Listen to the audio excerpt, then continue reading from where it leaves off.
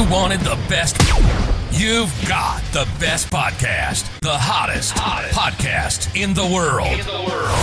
The Chris Voss Show, the preeminent podcast with guests so smart you may experience serious brain bleed. The CEOs, authors, thought leaders, visionaries, and motivators. Get ready. Strap yourself in. Keep your hands, arms, and legs inside the vehicle at all times, because you're about to go on a monster education roller coaster with your brain. Now, here's your host, Chris Voss. Hi, folks. Chris Voss here from thechrisvossshow.com. Ladies and gentlemen, the earliest things that makes official. Welcome to 16 years, going on 17 of the Chris Voss Show. We're starting to approach 2,600 podcast episodes with, there's close to 50 new episodes a month, folks. So if you're not keeping up on them, you need to go back because there will be a test. And you never know. I could show up and knock on your door on a Saturday morning like the Mormons or Seventh-day Adventists, but I'll be like, it's time for your test, sir. What was the last episode you listened to? And if you flunk it, I don't know. I go out in your yard and I kick dandelions over so that you'll have a whole dandelion front yard. See, it's really, I'm really that sadistic. No, I'm just kidding, folks. I wouldn't do that. I did that as a kid. Anyway, guys, I used to piss off a lot of my neighbors. Get off my lawn. When I was a child. Anyway, guys, don't let that happen to you. Refer your friends to the family to the show. Go to goodreads.com/Chris Voss, LinkedIn.com/Chris Voss, Facebook.com/Chris Voss, and all the other crazy places you can find us on those interwebs in the sky. Opinions expressed by guests on the podcast are solely their own and do not necessarily reflect the opinions of the host or the Chris Voss Show. Some guests of the show may be advertising on the podcast, but it is not an endorsement or review of any kind. Today, I'm excited. We have a wonderful young man with a ton of energy on the show. Alvin joins us. He is the author of several books. The one we'll be talking about today is called If Caterpillars Can Fly, So Can I. Master the 7 Universal Laws to Achieve and Prosper, out January 1st, 2003. I had to blink there for a second. I was gonna 2003. I'm like thinking, wow, this book's been around for a while. It's got a lot of great reviews and all that good stuff. So we're gonna get into it with Alvin. Alvin has 10 years of leadership experience at Procter & Gamble to his global, from that to his global consulting business with Fortune 500 and multinational firms. He helps leaders with skills, strategies, and tools that deliver results. He connects with your people's heads, hearts, and stomachs, touching them viscerally as a few speakers or coaches can. Now I'm hungry. He said stomach. His compelling story, rising from being an abandoned child without running water or electricity to an internationally recognized business coach and author, will inspire your people and remove any excuse they may have for not pursuing excellence irrespective of adversity. He didn't have water or electricity, damn it, people. We call that Fridays around here in the show. Welcome to the show. Alvin, how are you? I am doing much better than I deserve. I'm living on good favor. Good favor. It's always good to have gratitude. So, Alvin, give us your .coms. Where can people find you on the interwebs? Right. My .com is my name, www.alvinday.com, just like it's spelled, ALVINDAY.com. And yes. And today's Alvin Day, of course, officially. So welcome to the show. Give us a 30,000 overview of what's inside your book. Oh, what's inside the book? Yeah. When I was a child growing up and had to run around barefooted without electricity or running water, I kind of knew it at the time. I was not poor. And in that process, I learned some things that are so valuable. I found that they don't hardly teach them in schools. And so I set out to write down what I knew because people kept asking me, where's your book? Whenever I got into conversation socially. And so this book has 7 principles that I've discovered that are so powerful. They are actually laws that you cannot break. Now, you have 55 miles an hour, 60 miles an hour. You can break that law for a little while, go faster. But there's some principles by which life operates and nature works that you can't violate. And if you try to violate them, they'll run over you. And so I make that bold statement. But it's based upon what I've seen happen since this book has been out for many years now. I have seen someone who wanted to commit suicide get a little of this book inside and develop a 10-year plan. Wow. I've seen a prisoner in West Palm Beach County Jail, where I used to go every few weeks to do a little contribution back. He told me he changed his mind about killing a man. Now, wait a minute, get this. I'm about 6 iron gates into the center of this prison. Everyone I go through, they lock it behind me. And I'm like, whoa, boy. And after I'm done, this 38-year-old, 5'8" guy comes up to me and says, Mr. Day, I want to thank you. I said, yeah, you're welcome. He said, no, you don't understand. Last time you were here, you saved somebody's life. I said, how's that? He said, I was going to kill a man. But something from that book you talked about hit me in my belly, and I called my friend and put off the hit. Now, I have like goosebumps on me because I look around and these are some serious people around me, okay? But what am I saying to you? Real quickly, I found out that there are some things that are inviolate. And if we don't know them, they will hurt us. And if we know them, they'll work for us. Mm-hmm. And and real quickly, I'll tell you now, when I first was about to publish this book, I was scared because I thought if my business people found out about it and it was stupid, I would lose my reputation. And so I went to do some research and found an Egyptian high priest from 2,500 years BC who had almost the same book translated from Egyptian into English. And I thought, you've got to be kidding me. 2,500? And so, yeah, I didn't make them up. I discovered them, and they've changed the lives of so many people, not the least of whom is my life, Yeah, seriously. That's pretty amazing. Yeah. And so, so you wrote this book. I love the concept of caterpillars can fly, so can I. Now, there's a lot of people in the world. I've been on this thing called Twitter lately, and they're not really up to par on how the caterpillar flying thing works. Can you explain what that is and maybe how it translates to us as humans? Right. So what I have come to discover is that life gives us gifts in raw materials. You're a baby, you're flesh, and you've got some consciousness, but it's not developed. And you need to grow into it. Somebody gives you a piece of land, it's got stones, it's got wood all over it, it's ugly. You have to till the soil. So you till the soil, you get a garden. You grow up, you get education, you get responsibility, you get a job, and so you keep growing. What this says is that in a very similar fashion to the caterpillar, you and I, Chris, and everybody listening or watching this podcast is in a raw material stage. Every single person, even if you have $10 million or you're the most fulfilled person you can imagine, the mere fact that you didn't die last night means that you have more to go, more growing. So hear this, Chris. If you are 1 year old, and you know you need to grow some more, and you become 5 and you become a little smarter, and then you become 15 and you become a little smarter. What if you're 45 years old? Do you stop growing? When do you stop growing? When you're dead, right? Yeah. So anyway, that's the well, concept. actually, I don't know if that's true, because I think you start growing some weeds growing out of you there in the coffee. Maybe some maggots, or have some free lunch there. Yeah, right. I'm looking forward to. Well, yeah. Look. When you say that, you're actually maybe eternally growing. You mean? Yeah. Well, no, but you're actually confirming it, because you can grow good stuff or you can grow bad stuff, but you're going to grow something. There's a lot of people that are dead inside that are growing just ugly shit. I've seen that on Twitter. Yeah, you've seen that, right? So anyway, to give you a short version of this, when I was a little boy, I wasn't popular. I didn't have any social pedigree or nice clothing. And my grandmother told me that I shouldn't worry about it because I was more like a caterpillar. When people look at me, they see the outside of me. But if I should pay attention to my teachers and trust in God and do the right thing and stay away from the temptations of bad kids, one day I would grow up and wings would come out. That's all I had, that promise. And it has manifested in ways that my grandmother probably couldn't even imagine. The caterpillar is ugly. The butterfly is just this amazing creature. And every one of us has that before us.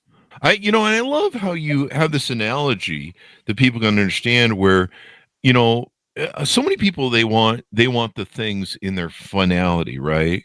I want to get rich. So they just want to wake up one day and there's bags of money in the bank account, and there's a Bugatti parked in the front lot, and just it's like that.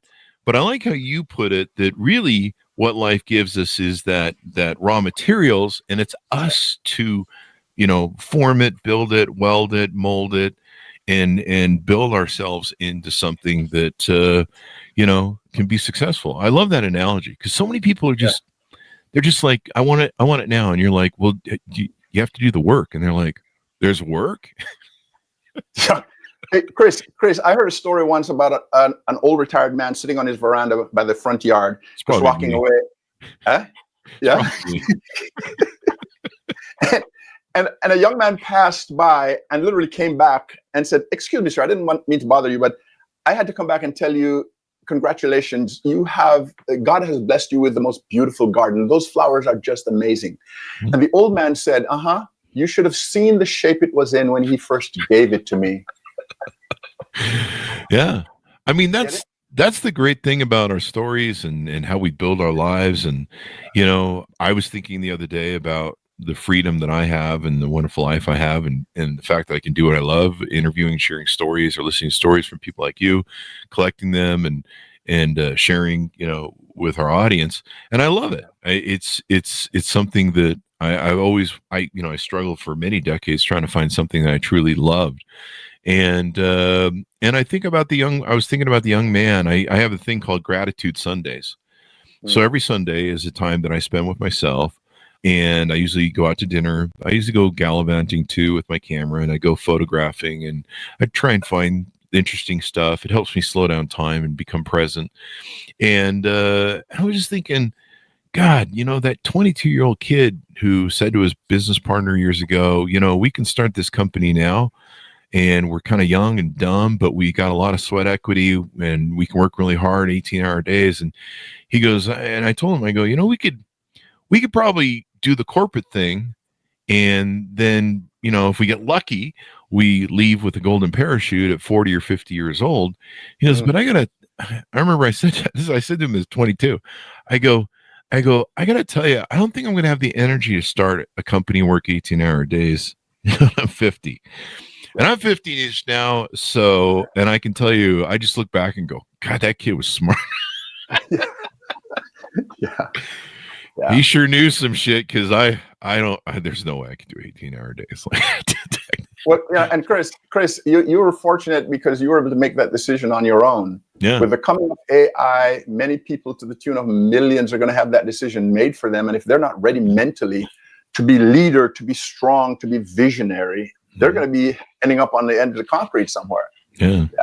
You bring a good point up because, it's kind of out there. There's a lot of. I mean, you could replace me with AI, but it's not going to be funny. Probably have the energy or being's interest. Plus, I have really stupid jokes that are bad, and people will laugh at me out of pity. So that's usually how the whole show is. So there you go. Tell us about your upbringing. I think you said your grandma. I mean, what a visionary she had at giving you that idea. But what was your upbringing like, and how did you climb up out of it? My trouble started before I was born, if you can believe that. Mm-hmm. My uncle looked at my mother reportedly and said to her, "You should be ashamed of yourself. Why don't you have an abortion and spare us of embarrassment?" Oh, wow. She was like 16 years old when she was pregnant with me in a conservative Christian family, and they wanted to kill me before I came out. Oh, and wow. My mama ran away and had this little boy. I tell you what, I love my mother because I came out of her. And even though she's not perfect, we better love our parents because we came out of them. And when we curse them, we curse ourselves. So my mother ran away, had this little boy, but then Papa wasn't there. They both moved away after a while. One went to America, one went to England. Mm-hmm. And I was going between uncles and cousins and so forth till I ended up with my mother's mother, my grandmother. Oh, wow. And she taught me, look, we didn't have anything special to show socially. She taught me that I was special. She taught me to laugh. People would curse her and she'd burst out laughing. Okay. Really? That's what I do on the internet. And she taught me principles, morality, discipline, hunger for excellence.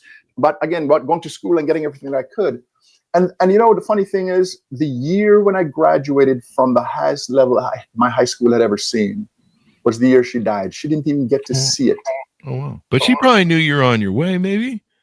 She knew she put me on my way. And so I couldn't stay there anymore. And I left where I grew up in Jamaica. I left because I couldn't live in the house anymore. Came to join my mother in America. Went to the University of Wisconsin. Got a couple college degrees with this hunger. Yeah, this hunger. And I was strange, man. I was at the University of Wisconsin with 25,000 Caucasians. And I was one little black boy. It was great. But, growing up in Jamaica where everybody kind of looked like me, I thought I owned the place in Wisconsin. I mean, I loved it. I didn't, racism they talk about, give me a break. I mean, it's my place. America belongs to me. Jamaica belongs to me. And so that's the mentality with which I grew up. What a great attitude. Yeah. I mean, and Jamaica, I mean, so you grew up there, and did you have to come here alone to come to America when you did? Well, my sister and I came together, and we went to join our mother, who had been living in Wisconsin. Okay. Yeah. There you So go. we had a home to go to. And how old were you when you made that transition? 20 years old, just before my birthday. Young. 20. So I have many cultures in me and different languages. But to answer your question, though, I grew up with that background, and I never knew I was poor. There was always food growing on the trees in the backyard. And so I got into, I don't know how, I got into Procter & Gamble as a youngster and started rising in the ranks and rising in the ranks and rising in the ranks. After 10 years, quit, joined a consulting company, went to work at Bristol Myers Squibb, totally revolutionized the company because I didn't know any better. See, when you're hungry and passionate, you step over borders that you don't even know you're stepping over.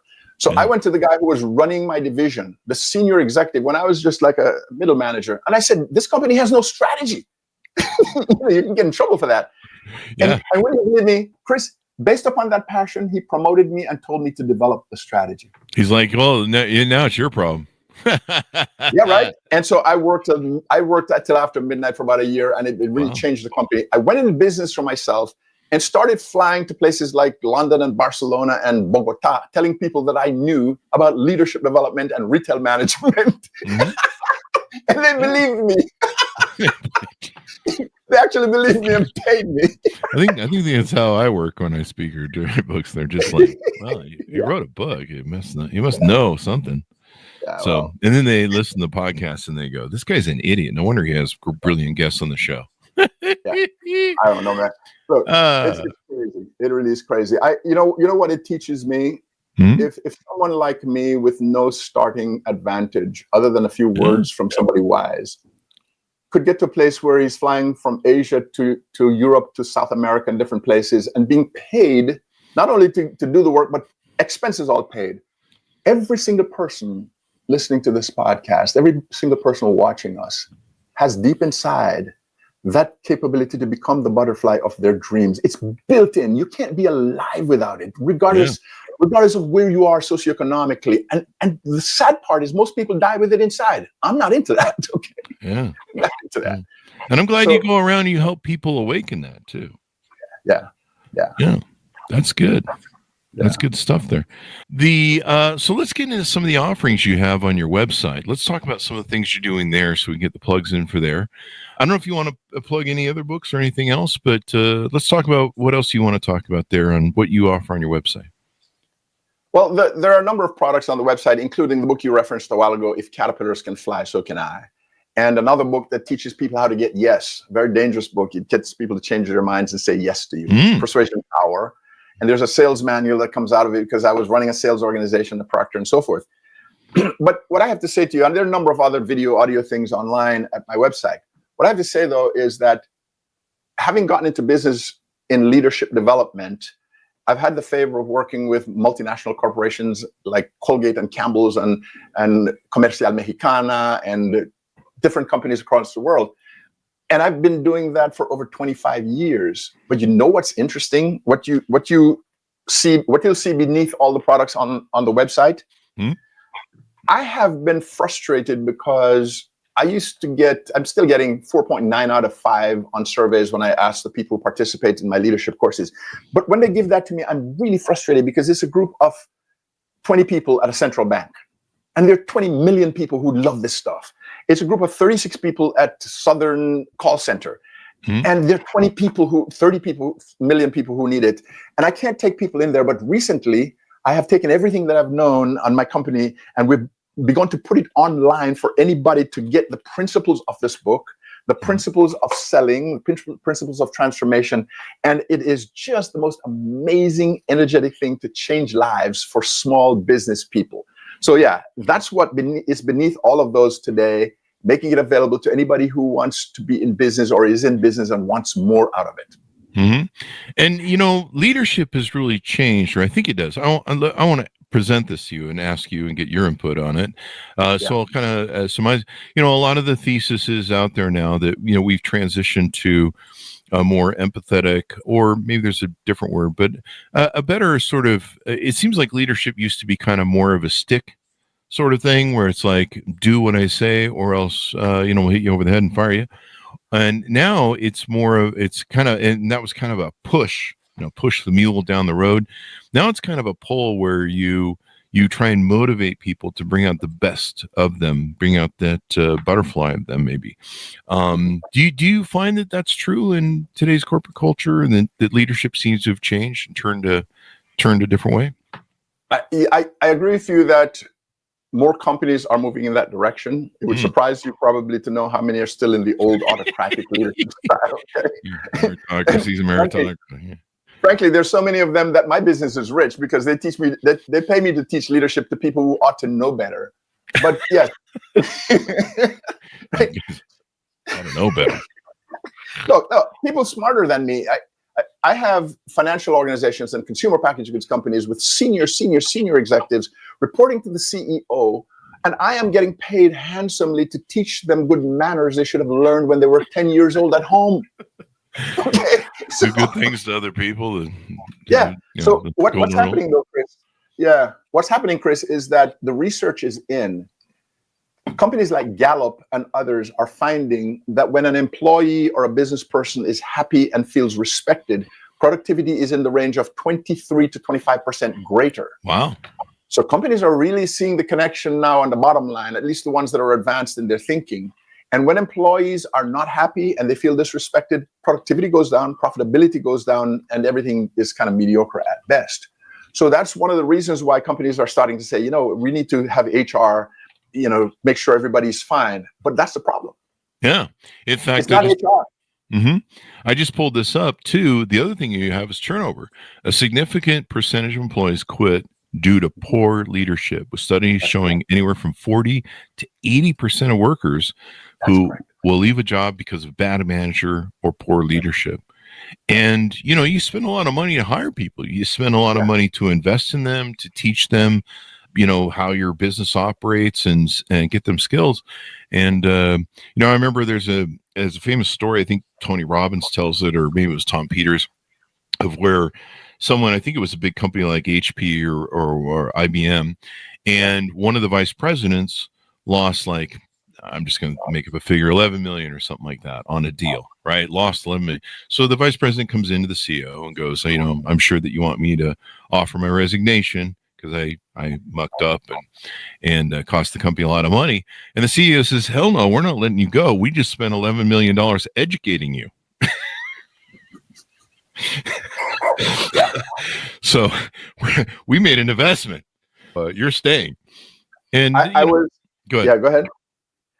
No, I was going to tell you, I was coaching the leaders at the Valvoline company in Lexington, Kentucky, and the senior executive Fran came into the room, sat there, and I was talking about the role of failure in business success. Mm-hmm. That failure is not the opposite of success; it's an ingredient in success. And if you don't have a tolerance for failure, you can't succeed at a big level. And now I was aware that I was talking with a senior executive in a traditional corporate environment, and it would sound kind of strange to hear that. Mm-hmm. And I never imagined this. The senior executive, Fran, leaned forward and said to me, Alvin, that's what we have found. We are so aware of it that in all of our processes and product development, we are accelerating the pace of failure so that we can get to success much faster. And I recall, I went, wow, she gets it. Yeah. She gets it. So business is starting to turn because they have to, because the conservative, risk-averse companies, they're not going to make it in the future. Yeah. They're not making it much in the present. Yeah. That's an important point. And, that's all I do is it translates to entrepreneurism too, folks. So that's what I do as an entrepreneur. And pretty much, I've been joking that we should just change the title of entrepreneur to problem solver, because that's all we do all day. Yeah. I remember watching a guy who was in his 60s, and he's on TikTok. He's got a channel that's really cool, but he's been a broker of commercial or private airplanes all of his life, since he was young. He started really young, like I did, and he talks about he did a walkthrough of his day one time, and I hope I saved the clip somewhere because it's really epic. But he talks about how being in the business for 40 years or however long he's been in the business, he goes, what the funny thing is, all day long, all I do is solve problems to get deals done. And he goes, you would think after 40 years, it would be easy. Like, okay, it's the same problem. And some of that does play in business and entrepreneurism. But he goes, it's amazing with technology and advancements and innovation and just how the world changes, there's always new problems I have to solve, and I have to figure out how to solve those new problems. And he goes, that's all I do all day, really, when it comes down to it. And I thought about it. I'm like, yeah, that's pretty much all I do. Solve problems. Well, and that's university level leadership. But you mind if I say something that goes counter to that? Please do. Yeah. Hey, you're the big boss here, but I just want to mess with you a little bit. You're the smart one. You're the guest on the show. I'm the idiot with the mic. That's all I got going for me. I'd be a greater butterfly tomorrow. I'm just a caterpillar today. What you just said is university level leadership. But remember now, university has bachelors and it has masters. On the one hand, when something's broken, we need to make sure we know how to fix it. And we need to take responsibility, have ownership and so forth. That's bachelors. Here's where masters and PhD programs come in. Actually, PhD is another level. We won't even go there. But here's where the master's level comes in. There are many managers and leaders, you could say, who spend all their time solving problems. But inherently, every time you solve a problem, you create other problems. And just like a drug that cures cancer but causes your eyes to fall out, whatever. Well, it doesn't cure cancer. Maybe it'll cure gout, but it'll block your nostrils or something. Yeah. And they have a long list of side effects. There's research to show that the people who focus on solving problems end up being tactical, transactional, operational, and they're just moving things around. But the ones who are strategic and big picture, they have vision that goes way beyond the problems, and they know problems are going to happen. And every time they dream, they're causing problems. But what they do is they let the problems alone. If your toilet's not working, you call some guy, he fixes it. Okay. Yeah. But you're the guy doing the master plan for the house, and you just have this vision of how the house is going to look, how it's going to be decorated. The architecture of it is in your head. So when something goes wrong, it's not that you don't fix it, but you're at a higher level. And what's been found is that the guys who are visionary and looking way out at the big picture, they expect problems and they don't even solve them. They just pay to get them solved. And the problems tend to be just like the tip of the iceberg. You fix the system and the problem goes away. Sometimes, yeah. And so there are a lot of people who spend their time just chipping off the top of the iceberg, and they have more icebergs showing up every day. So we're helping leaders to understand that there is a way in which you can live where your vision is so clear, it's so magnetic that it moves your belly. And when you encounter problems, you just know they're going to be there, and they're just like a step. You just step over them and you go. And you step over and you go. These are the guys who change the world. These are the guys who make small businesses into big businesses. Yeah. And so a lot of times, sometimes your problems are coming from some sort of source that you haven't done. Like a good example of what you're talking about, I think, I'll let you tell me if I'm right or wrong, but a good example is like for a lot of years, we had problems with people and people we hired. And, we had the good, the bad, and the ugly. And we were like, how do we keep getting the worst people on our teams? And our problem was we would interview people and they would seem like really great people, and we'd hire them right there on the spot, one interview during that one interview. And, then I heard, I don't know, it was Tom Peters or somebody in a book I read that, you really should put more into your hiring process. If you vet harder or better, you can filter those people. And so I said, well, I'm really smart. I don't need to do that. But then I was like, oh, let's try it. And so we started setting up a process where people go through 2, 3, sometimes 4 interviews if we weren't sure. Yeah. And boy, did we change the problems we were having that we had to solve, like you mentioned, and turns out the real problem that we had to solve wasn't the one by one with each bad employee. It was to fix our hiring process. And boy, that fixed everything. Yeah. I saw something that somebody wrote. It wasn't mine. It said every business is designed to encounter the problems it encounters. There you go. It's all about the design. It's the big infrastructure, So we have to fix. And a big part of the system is us. It's the human beings. So many people are starting businesses now, are running small businesses like I am, like you are probably, and you're probably a multi-billion-dollar company. Nobody knows, right? But when the business we're like $5, multi-$5, right? When the business is not going right, we tend to externalize it and talk about the marketplace and the customers and so forth. And in a big majority of the cases, It's us.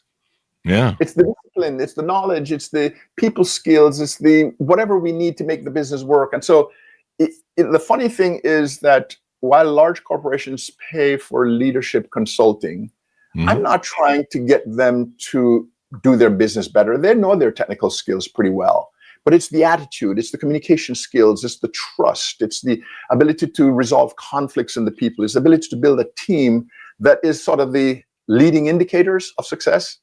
And so we're taking that to them, and I'm telling you, multiplied millions of dollars come out of knowing how to manage your thoughts and the thoughts of the people around you. And that's the source of business. It's not just supply and demand. That's why we hypnotize all of our employees, so they do what we want. Yeah, well, that's not a bad thing if you can think give I'm them the right joking? We actually do. We turn them into bots. They're just walking around. We tell them when to do. No, I'm just kidding. We tried that, but evidently the lawyer said we can't do that anymore. Yeah. So there's that. But no, you're really right. No, here's a real business tactic for you. Hypnotize your lawyer. Oh, whoa. See, this is another example of solving the problem at its source. Instead of just putting up with him. So you're feeling very sleepy, and all good lawyers are like sharks at the bottom of the ocean. No, I'm just kidding. We love lawyers. We've had plenty of wonderful lawyers and attorneys on the show. They stand up for the Constitution. It's kind of cool. Or it used to be when we had one. It's a joke, folks. It's 2025. If you're listening to this 10 years from now on YouTube, you get that joke. Anyway, assuming YouTube's still in business. We've been on there for 18 years. I hope it's still around 18 years from now. What else do we want to tease out that people should know about you, different products maybe that they can get involved with you to learn more and become better? I have a platform that's called School, and I didn't make it School, SKOOL. Many people know it, and it's literally school.com, I think. Where, like Teachables and some other instructional platforms, they allow people to come together in communities to support each other. And I'm really excited about that, because what it's allowing me to do is to take all that I've learned over 25 plus years and package it in small size chunks to teach small business operators how to win, how to make money, how to get a better life, how to deal with stress, how to grow to be medium-sized and large-sized company. So what's happening is I cut my teeth on massive corporations. They spend millions and millions in training and development and strategy. And then there are all these well-intended, brilliant people with small businesses who don't have the budget to invest in this training and development. And I am so excited now to be able to take it to them and go, have you thought of that? Have you thought about this? This is what it takes to grow. And you know, the irony of it all is what we're talking about. Much of what we are helping small business people with is to deal with themselves, the imposter syndrome, how to write effectively so you don't cross political lines and get in trouble with people. For those who are in the service business, and my energy is high because I feel this in my bones. I can show a business person who has a service business how to write a contract for $28,000 in one day just to talk. Wow. Colgate-Palmolive hired me and pays me $28,000 to take their people in Las Vegas and talk to them for one day. And they loved it. And I know how the contract worked. I have the signature. So I'm taking all that I know to small businesses and go, look, I know how you can get companies. I know how you can negotiate pricing. I know how you can communicate your value. I know how you can manage your thoughts and overcome imposter syndrome. I know how to build confidence. And if you missed self-esteem when you were a child, it doesn't work the same way. I know how adult self-esteem works, and it is a riot. And I have seen, Chris, people double their income. I know one woman in Fort Lauderdale who told me she doubled her income in 30 days. Oh, wow. I don't even know how she did it. Yeah. So it's really exciting. Yeah, that's pretty awesome.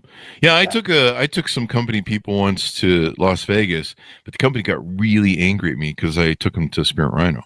So I guess that was against the HR rules.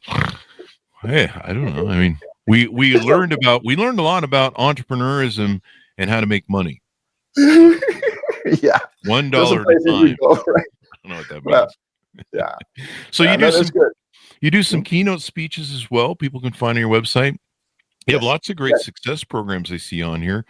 And then for the products with the school, Are those linked on your website? So if I go through some of the success programs and shop, you have a shop on here. Right. How's that work? It's brand. Yeah. Sorry. Go ahead. Go ahead. I was just asking how that worked. Right. The school community is brand new. We're working to get all that connection made, but I'll send you the link, and I will send you even the QR code if you can use it. I don't know, but it's school.com, and our group is called Build a Better Business, Build a Better Life. So look for either of those: Build a Better Business, Build a Better Life, and we literally help people to get from the caterpillar stage to the butterfly stage in their personal life, in their business life, in their business. And literally kick butt and make some money. And you can finally fly and be a beautiful butterfly. It sounds like a song. Did I just do a rap? Hey, do you know? I think it rhymed. By the way, you said that. Do you know that a famous reggae artist took my book and made a song of it? And it is so popular that the typical graduation songs in schools are being replaced by this. Oh, really? The whole book, or just portions of it, or?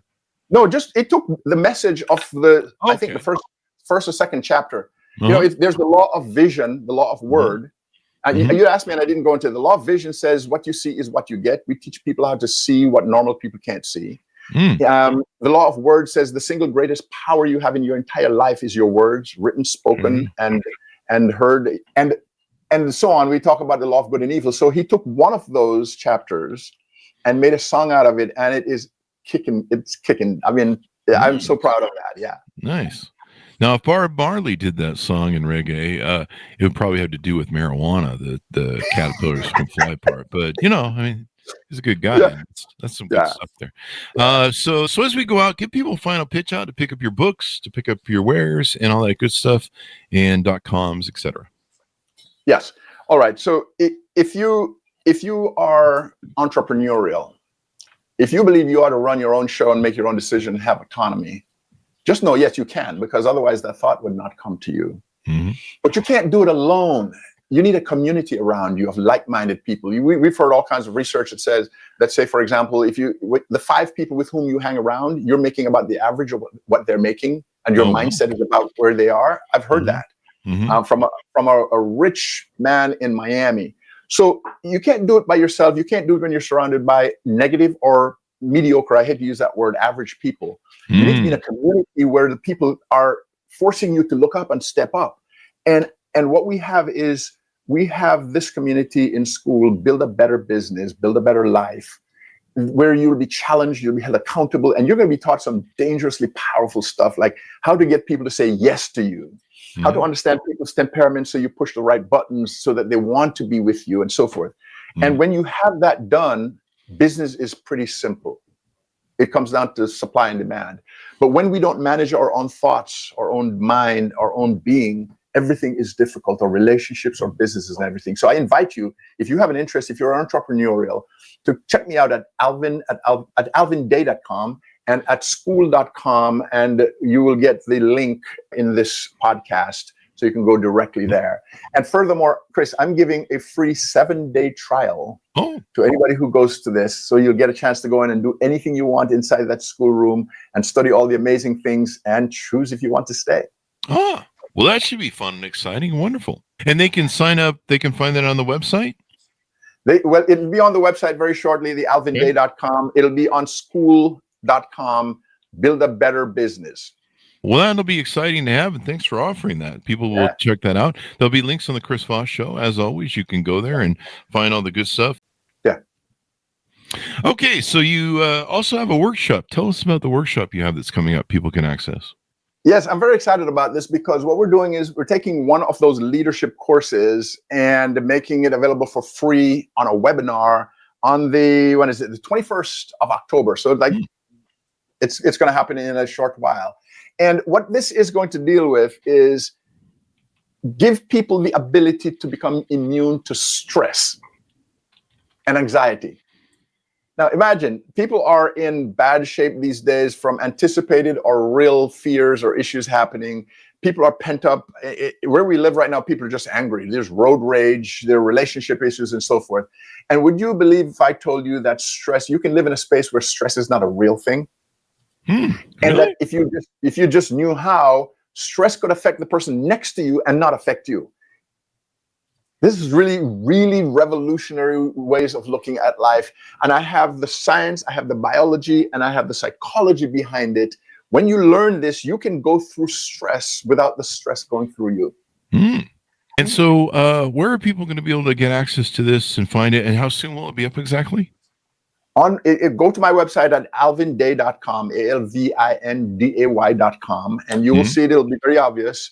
And it'll be a Zoom webinar on the 21st of October, and it will be at 1:00 Eastern time. Okay, so you'll get all the details. In case there are any changes in time, you'll get that on the website, as well as the link you can click to be part of that session. But listen, when you get this in your head, you get peace of mind.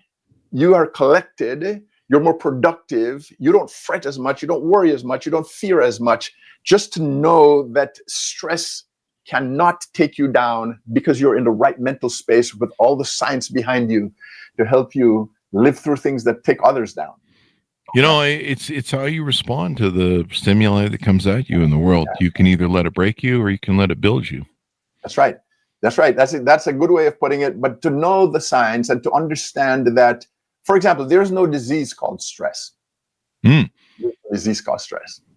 And we'll talk about that. And by the way, I have an algebraic formula with 3 variables where if you push one button, your stress goes down. That way, if you push another button this way, your stress goes down. And if you push the other button this way, your stress goes down. Guaranteed. Okay. Oh. And just it's a nice structured way to look at life, so that the pressures and the rough and tumble of life don't have to take you down mentally, emotionally, or physically. And mind you, people are dying of stress. Yeah. They say, literally are dying. Yeah. But you don't have to. You don't. Yeah, it'll give you a heart to disease and all sorts of problems. Right. So it's really awful. Yeah, really awful. Don't do that, folks. Well, thank you. Yeah, you're welcome. I'm just saying that's one of the things that we teach, but we're giving that away for free on that date. And if you're interested at all, register, because again, we're only going to be able to take a small number of people. And this is a promise. Everybody says that, but we have some structural limits. We can't take beyond a certain number of folks. So you want to register quickly, because once it fills up, we don't have the ability to change it. So look for the link, and I look forward to seeing you being able to walk through stress, like walk through fire and not get burned. How's that? I love walking through fire and not getting burned, because the burn part's kind of painful. Right. Well, thank you very much. It's been fun, Alvin. Lots of great energy you brought to the show. I certainly appreciate it, my friend. That's awesome, man. Thank you. There you go. Check out his books and links wherever they are. We've discussed, but his book we led off with, If Caterpillars Can Fly, So Can I. Master the 7 Universal Laws to Achieve and Prosper. And boy, I'm going to be stuck with what your grandmother told you. I mean, what a great visionary that she was. Yes, to very much so. Yeah. We need more parents to teach kids that. So that's a little bit of entrepreneurism. Anyway, thanks so much for tuning in. Thanks, Alvin, for being here. We really appreciate it. Yeah, thank you so much, Chris. Thank you. And thanks so much for tuning in. Go to goodreads.com/Chris Voss, linkedin.com/Chris Voss, Chris Voss1 on the TikTokity and all those crazy places on the internet. Be good to each other. Stay safe. We'll see you guys next time. And that should have us out.